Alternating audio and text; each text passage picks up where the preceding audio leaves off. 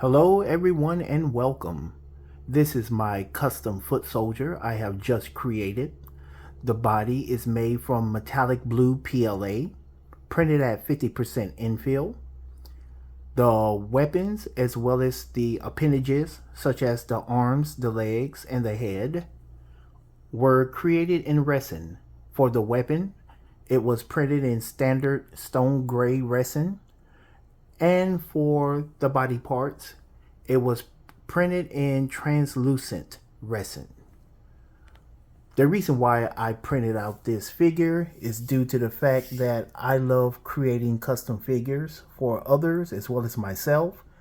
Plus, I like to give custom figures lore.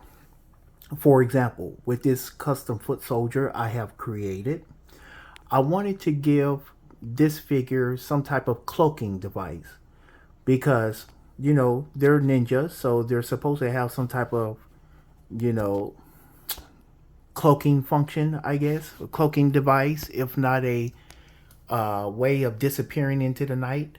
So I just wanted to step out and do something cool regarding the Ninja Turtles villains.